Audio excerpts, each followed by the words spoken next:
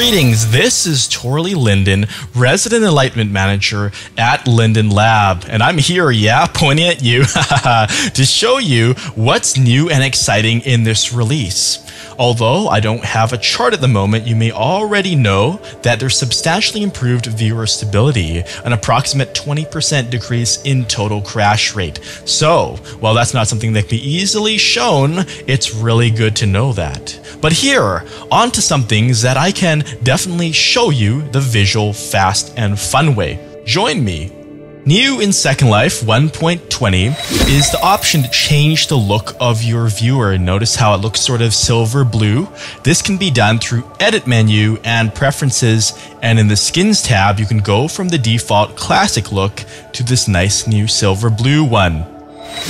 Also, to reduce clutter, the Tools menu, which is used for building and editing objects, does not show up unless you're actively doing so. For example, I right-click the ground and Create, and now the Tools menu appears. Additionally, at any time, you can select a tool via a shortcut. So for example, if I were to close this and press Ctrl 3, the Tools menu will show up just like that. We're continuing to make it easier for you to find people, places, and things in Second Life via search. New in Second Life 1.20 is the Showcase tab right here.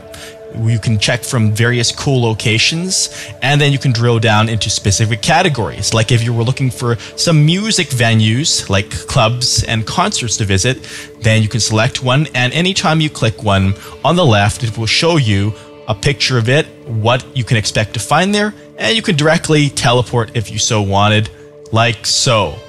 And here we are, we're teleporting, and we've arrived at this music location from the showcase.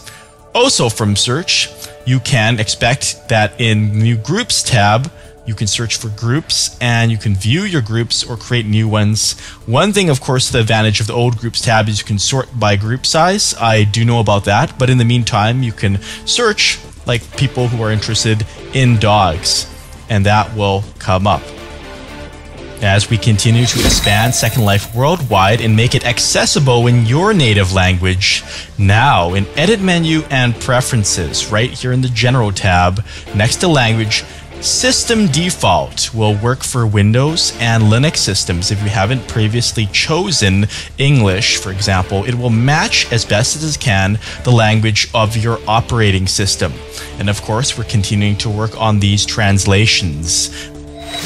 So here's another welcome usability addition to Second Life 1.20. If you open any IM, instant message, or group chat, you'll notice that every other resident's name is clickable linkiness. So you can go ahead and click and bring up their profile. This makes it much easier, for example, to transfer something to them from your inventory if you need to do that.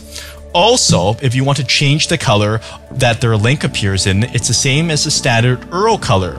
So you head to the Edit menu and Preferences, and right here in the Text Chat tab, change the URL's color to something else like yellow, and then you'll need to restart for the change to take effect.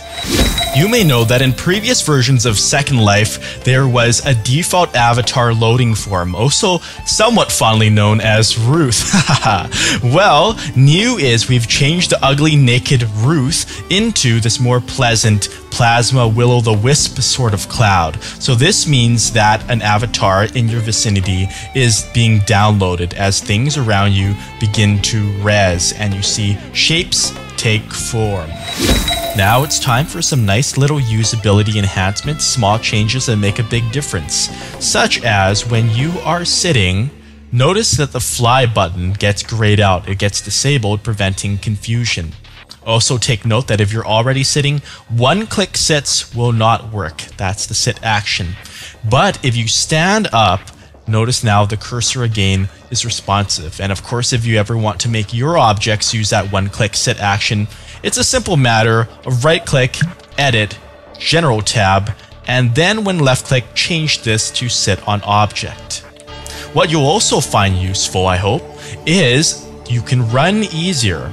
So if I'm on the ground here, you can now double tap forward to run. So I press my up arrow twice in quick succession and hold it down. Like that, and I'm running.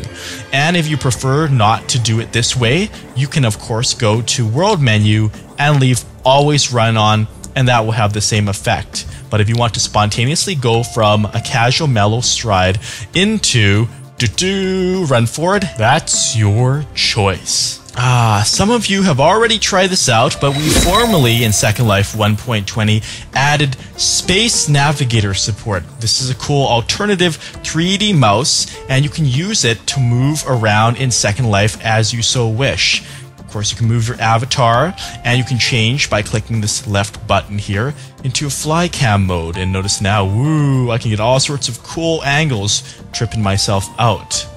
I've did earlier video tutorials on this, and you can configure this through the edit menu and in preferences right here where it says input and camera. You're going to want to go to joystick setup and enable joystick. Note this does work with other joysticks and input devices on the market. Do some experimenting around. I know there's a lot of controls, but SpaceNavigator support is formally recognized and awesome. And finally, in our advanced menu, for our power user residents who like to get under the hood, we've added some pretty cool stuff.